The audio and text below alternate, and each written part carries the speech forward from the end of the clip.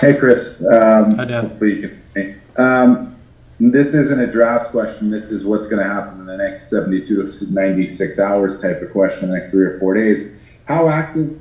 I mean, do you expect to be active? Do you expect phone lines to be burning up? I mean, what can you do to characterize what your expectation is now that the draft is in the rear view?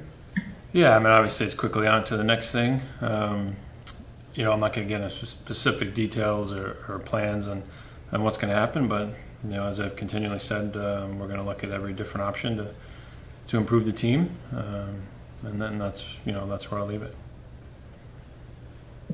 Next question comes from Vince Mercogliano with USA Today Network. Vince, go ahead.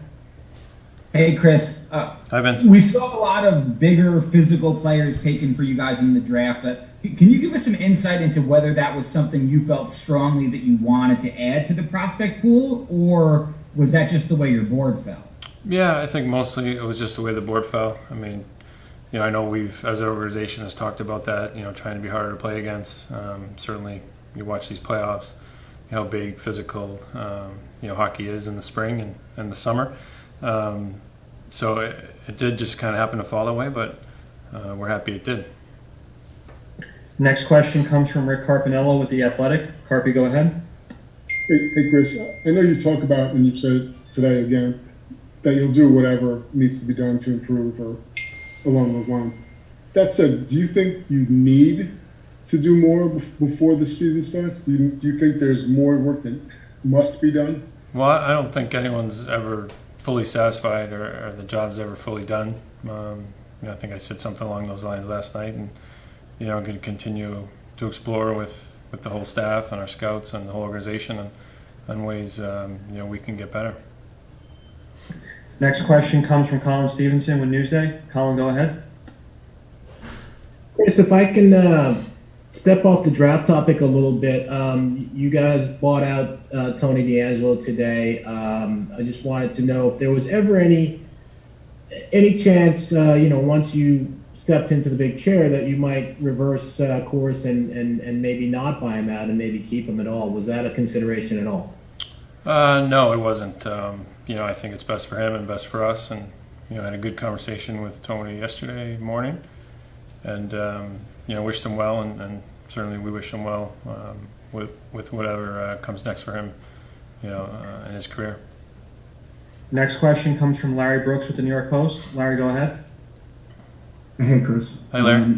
Are you planning on qualifying all of your guys who are up, including some of the guys in Hartford, or is that yet to be determined? Yeah, some of it has, some of it hasn't. We wanted to see, get through the weekend and, use the time we had to see. I think it's due Monday at 5, so, we'll take a look at it, probably after this Zoom and tomorrow and make the decision by the deadline Monday. Next question comes from Vince Mercogliano. Vince, go ahead. Chris, I want to ask about centers. First part of the question is with the draft today, the two guys you got in the third round, they seem like very different types of players. So we wanted to hear your thoughts on those two guys from the third round. And then as far as the NHL roster, how do you feel about your current depth at center for guys that could be in the mix to play on the NHL team this year? Yeah, we're excited to get both those centers where we did. And you're right, two kind of different kind of players. One's bigger, a little more rugged. The other one's a little smaller, a little more craftier, a little different style player, but happy to get them both and feel good about our centers. Centers are obviously a huge part of any team, any organization, so you're always looking at ways to build on our center depth, but I feel pretty good about where it is right now. Next question comes from Colin Stevenson. Colin, go ahead. Chris, I don't know a lot about some of these prospects that you drafted, but I see that a lot of them are big. Was that was adding size something that you really wanted to do on the second day, and even in terms of that goalie that you drafted? Yeah, again, I think it's just kind of where the chips fell in our list. When it was our turn, there was big guys there. And, we didn't build the list based on that, but in a lot of ways, when you are building a list and getting ready for the draft, there's certainly certain trends you look for, and that's just kind of where the list fell for us this year. Next question comes from Dan Rosen. Dan, go ahead.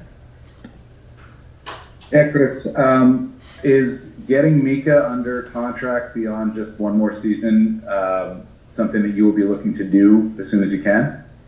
Yeah, obviously Mika's a huge part of our team and has been a huge part of our organization for a long time. I'm certainly not going to discuss his contract or anyone else's, publicly. But certainly have a ton of respect for him as a person and a player and what he's done here. And leave it at that. And final question goes to Vince Mercogliano. Vince, go ahead. Chris, you said it's quickly on to the next thing, and you're not going to get into specifics, but just as far as classifying what you're looking to do, I mean, are you still looking to do significant additions in the coming week, or do you think it'll be more a matter of just kind of adding depth at certain positions? Yeah, I mean, again, I'm not going to get into specifics of exactly what we're trying to do, and I know it's a pretty broad answer to a specific question, but I just feel it's the best way to handle it. And we're always trying to look better. Trying to get better, whether that's build depth or specific spots. But I'm not going to get into too much more detail than that.